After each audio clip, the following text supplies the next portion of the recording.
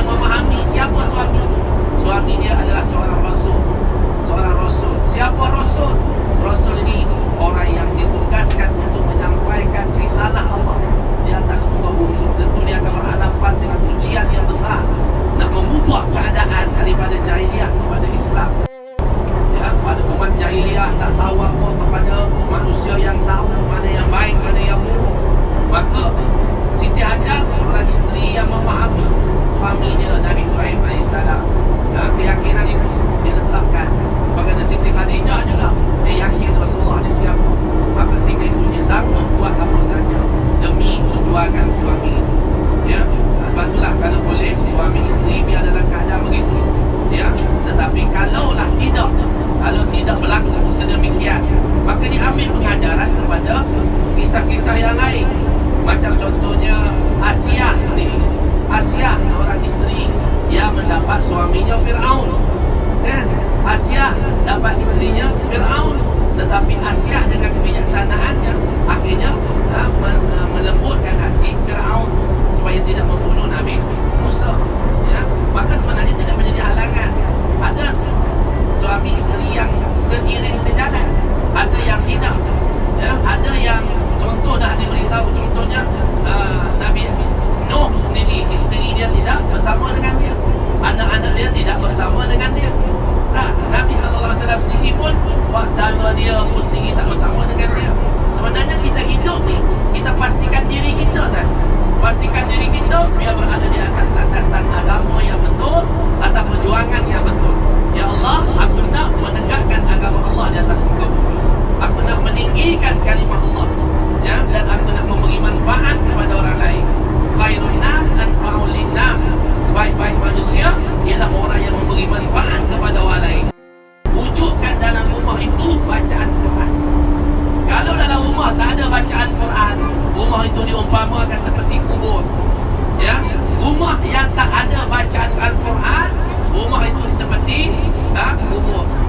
Masa-masa kita semakin hari semakin dekat. Macam sekarang dia makin dekat dah nak sampai kat bini ni. Dah makin dekat dah. Dah makin dekat. Dah makin jauh perjalanan kita ni. Perjalanan kita ke bini makin jauh ke makin dekat? Makin dekat. Itulah kehidupan dunia. Kata Imam Nawawi, semakin jauh kamu meninggalkan dunia, makin dekat kamu dengan akhirat. Dunia mudbirah, kamu dah tinggal. Akhirat mukbirah, kamu sedang menghampiri. Mukbilah, kamu sedang menghampiri. Bagaimana perjalanan kita daripada Gombak tadi lagi ke Pidi, dah semakin dekat. Itulah kehidupan kita. Dah semakin dekat. Entah malam ni, entah esok, entah lusa. Kita tak pasti hidup kita sampai bila. Hasil daripada budak-budak yang gagal SPM, yang gagal PMR, tapi kita channelkan dia kepada Al-Quran, akhirnya hidup mereka berkah. Ya? Hari ini anak-anak kita, walaupun anak kita tak nampak ke lain, tak nampak akademik, tak nampak kemahiran, tetapi pergilah kepada kemahiran Al-Quran. InsyaAllah dengan anak-anak belajar Quran. Contoh, berapa ramai anak-anak kita yang tak ambil akademik, belajar Al-Quran. Contoh di Ma'at Tafiz An-Nabawi, di Ustaz Dusuki. Kenal Ustaz Dusuki?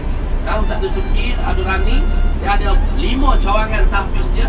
Antaranya Matan, Ma'at Tafiz An-Nabawi di Jerantut. Belajar kat sana sistem pondok. Belajar sana tak ada akademik, tetapi pelajar-pelajarnya habis Quran dalam 2 tahun setengah, hafal Quran 2 tahun setengah, habis 30 juzuk. Lepas tu ayah, ibu akan cari fast track belajar untuk ambil SPM. Dan bila masuk SPM dengan tak belajar akademik, belajar setahun saja. Ada fast track tu, belajar setahun je. Bayarlah sikit kat guru tu. Lepas tu bila ambil exam SPM, lulus sama macam orang lain. Dan sekali dah masuk universiti, tak ada masalah apa. Sebab itulah kita hari ni kalau anak-anak kita nampak kecenderungan kepada agama, pada Quran, hantar. Ya, hantarlah pada agama. Apa makna takwa? Bukan takwa tu maknanya semayang, puasa semata-mata. Takwa maknanya imtithalul awamir wajtinabun nawahi. Buat apa yang Allah suruh, tinggal apa yang Allah larang. Itu maknanya takwa. Sesiapa yang bertakwa kepada Allah, yakni buat apa yang Allah suruh, tinggal apa yang Allah larang, yaj'al lahu makhraja. Allah akan keluarkan dia daripada masalah. Kita ada masalah tadi, maka Allah keluarkan kita daripada masalah.